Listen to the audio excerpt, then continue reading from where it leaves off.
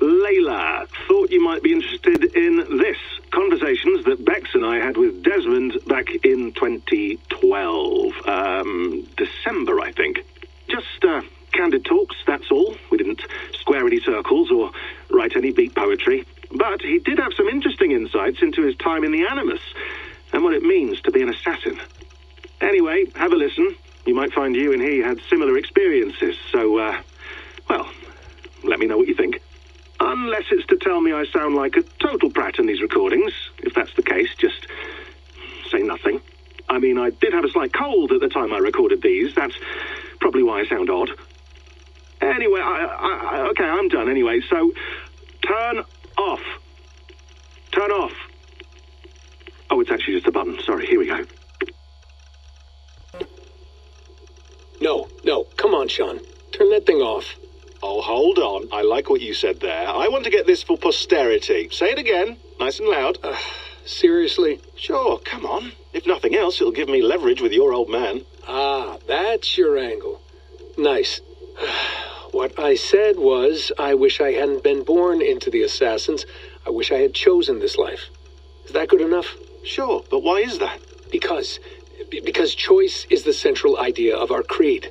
It underpins everything, right? It's about free will. It's about seeing the evidence before you and saying, yes, this is what I want. Or, no, this isn't for me.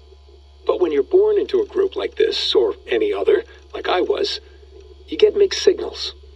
You get told over and over again, this is what we believe. These are the rules. This is reality. No deviation. And if you question it, oh, they look at you like you killed a puppy. That's hardly free will.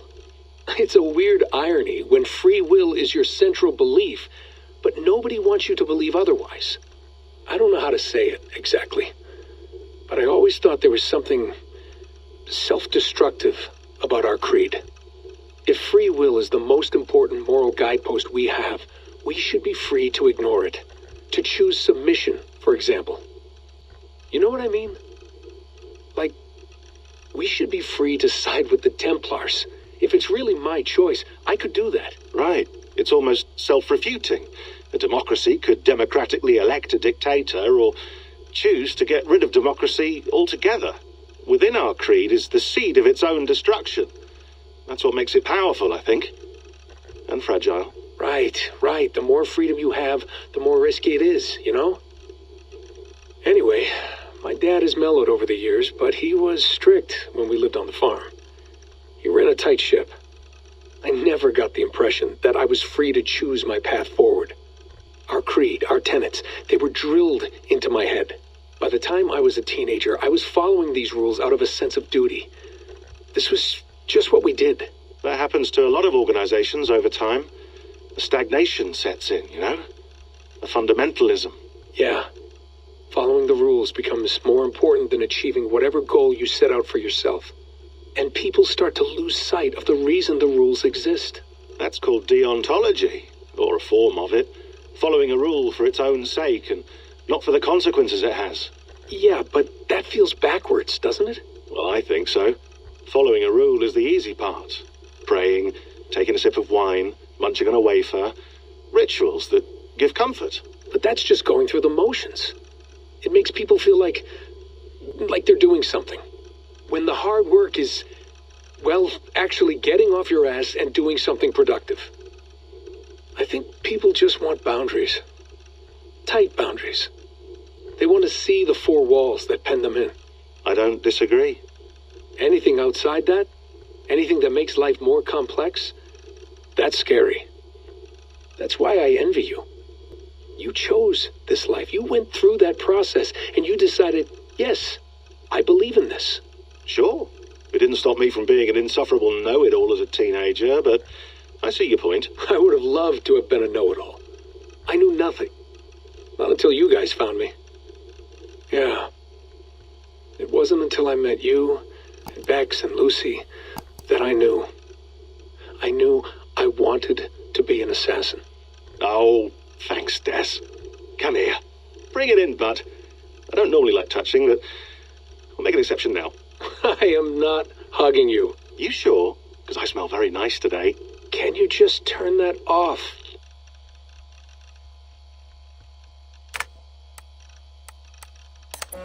Hold on, I'll just set this here.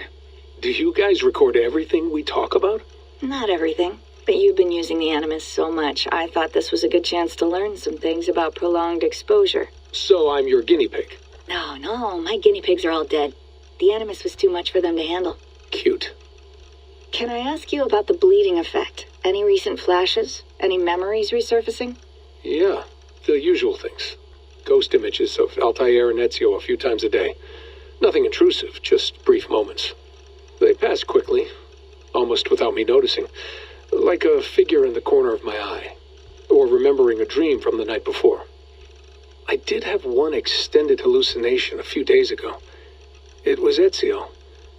He was older, around the time he left Cappadocia. He was standing on the deck of a ship, alone. And through him, I could feel an intense regret or guilt. And it felt to me like he'd had a loss of faith in himself, in the creed, like he couldn't keep it up, couldn't stay true to his ideals. And as I watched him, I thought, is this the moment he decided he was done being an assassin? It felt like it. Anyway, most of my visions have been brief, lasting just a few seconds. They're like complete memories of small moments that appear suddenly out of nowhere, fully formed. It's a strange feeling. Okay, anything else? I'm starting to see Connor now, too. Though I hear his voice more often than I see him. I'm sure that will change.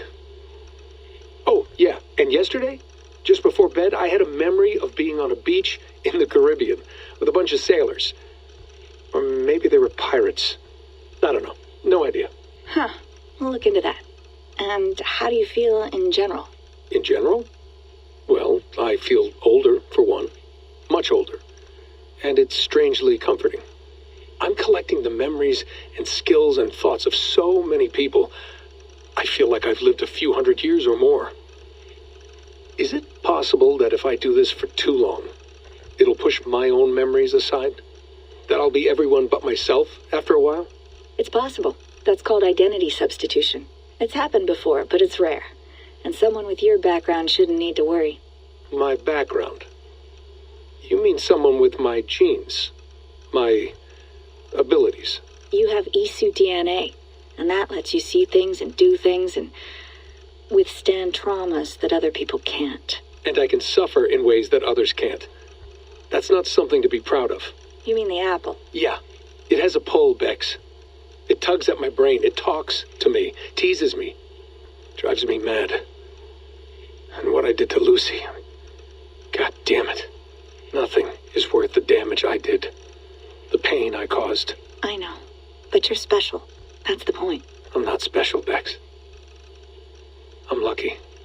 That's all. I understand. We're assassins. It's our creed that makes us different, not our genes, not our blood. Anyone can join us. That's true. But let's leave that aside for a second. What I want to know is, have you ever had any Isu memories resurface? Isu memories?